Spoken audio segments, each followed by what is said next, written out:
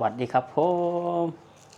สวัสดีครับพ่อแม่พี่น้อง FC ไทยลาวเมื่อสุขุสุคนมื้อนี้ก็เป็นวันอาทิตย์ทุกคนมาพบมาพอกับบ่ต้น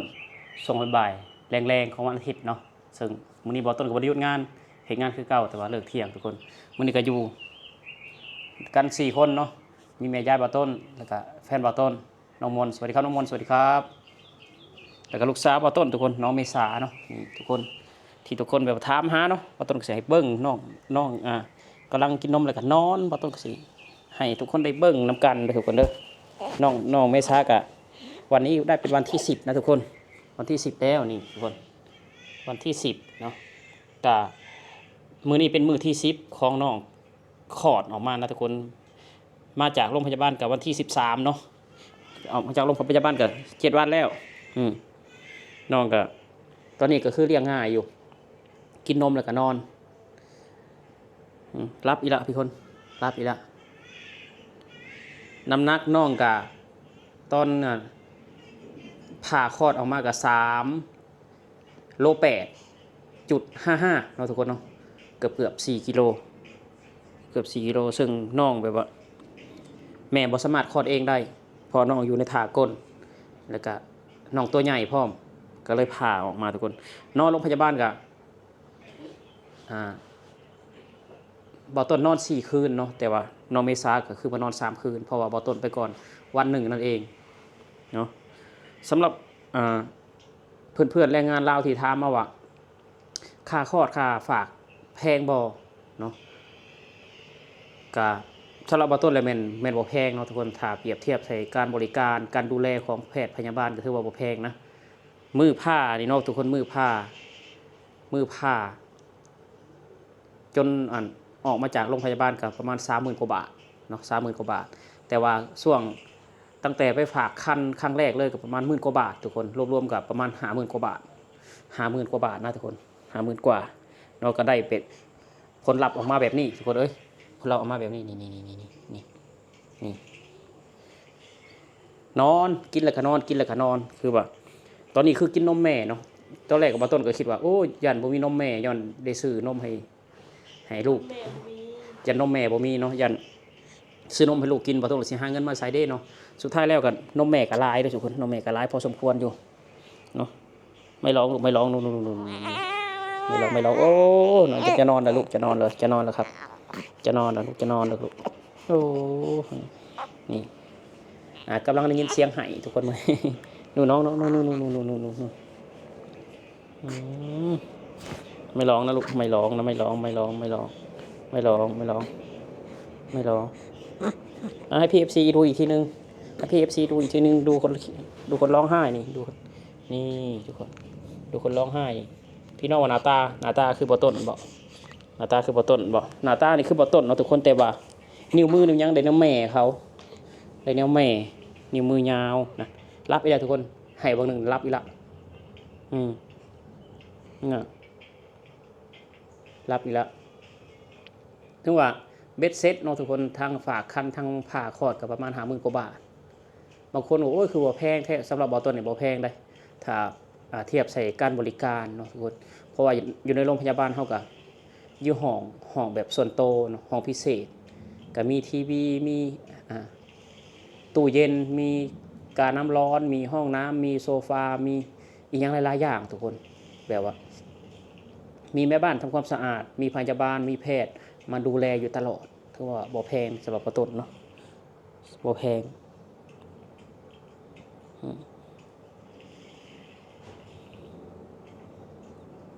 ก็แจ้งเกิดไปที่เรียบร้อยเนาะทุกคนหลังจากคลอดวันที่1วันที่2ก็พยาบาลเพิ่นก็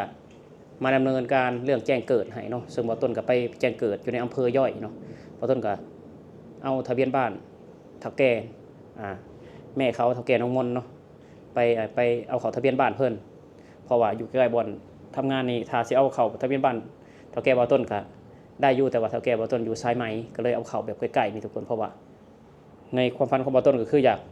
ให้น้องแบบว่าเข้าโรงเรียนอยู่ที่นี่เนาะทุกคนเข้าโรงเรียนที่นี่อยากให้น้องใช้ชีวิตอยู่นี่เข้าโรงเรียนอยู่นี่นี่คือความฝันของบ่ต้นเนาะทุกคนเลี้ยงเองเนาะ ก็เลี้ยงอยู่ในนี่เข้าโรงเรียนอยู่ในนี่ก็คอยเลี้ยงคอยดูแลน้องไปนะ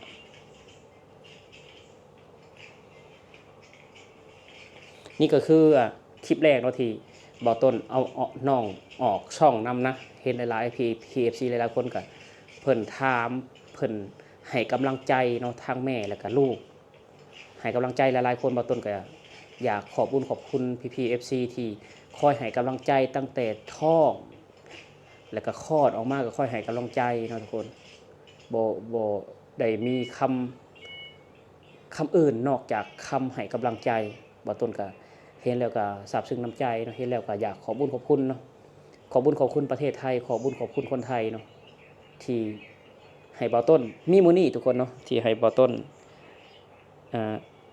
มีน้องเมษาให้น้องเมษาลืมตาดูโลกอยู่ในประเทศไทยทุกคนเนาะแต่ต่อไปก็คือสเต็ปแรกก็คือผ่านมาแล้วเนาะทุกคนคือว่าฝากคันแล้วก็ผ่าคลอดก็ออกจากโรงพยาบาลคือสเต็ปแรกเนาะตอนแรกก็คือกังวลแบบว่าบ่เคยแบบว่าเข้าโรงพยาบาลที่หรูหราแบบนี้บ่เคยผ่าตัดแบบนี้นะทุกคนแบบว่าผ่านมาแล้วก็คือว่าเฮ็ดให้พ่อแม่นี่ก็เข้มแข็งขึ้นเข้มแข็งนั่นคือสเต็ปแรกทุกคนสเต็ปที่2ก็คือให้น้องเขาโรงเรียนคือสเต็ปที่2ของปอต้นเนาะคือให้น้องเขาโรงเรียน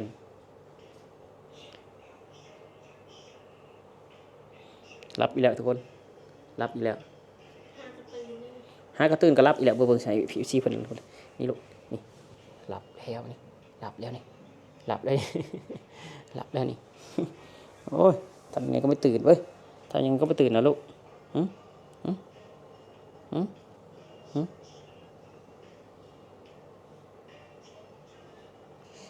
หืมบางเถื่ออุ้มไปอุ้มมากอะลืมว่าลูกสาวกำลังได้10 วันทุกคนเหมือน2 เดือนเหมือน2 เดือนลืมบางทีก็ลืมนะน้องเมษาขอเข้าโรงเรียนที่ประเทศไทยด้วยนะคะบอกนะลูกน้องเมษาขอเข้าโรงเรียนที่ประเทศไทยด้วยนะคะโตมาก็เข้าโรงเรียนที่ประเทศไทยนะลูกนะเป็นคนเก่งคนฉลาดเหมือนเด็กไทยนะลูกนะยินไหมว้าว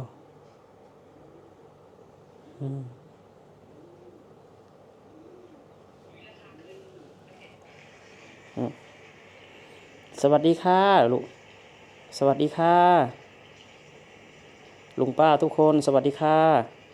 ปู่ย่าทุกคนสวัสดีค่ะ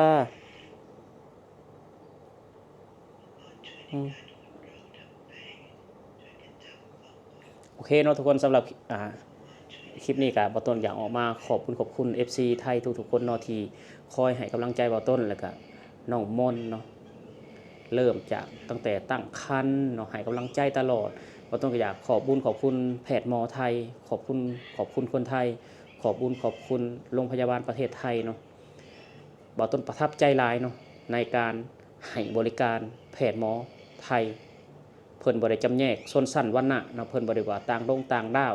เพิ่นมาตรฐานเดียวกันพอต้นเห็นแล้วก็นี่เนาะคือจรรยาบรรณของแพทย์หมอที่แท้จริงเป็นแบบนี้นี่เองเนาะทุกคนสำหรับคลิปนี้บ่ต้นก็ขอลาพี่ลาน้องไปแล้วสวัสดีครับผมสวัสดีครับน้องนอนรอลูกกึกเอาน้องนอนหน่อยว้าวลูกว้าวนอนต่อนะลูกนะสวัสดีครับผม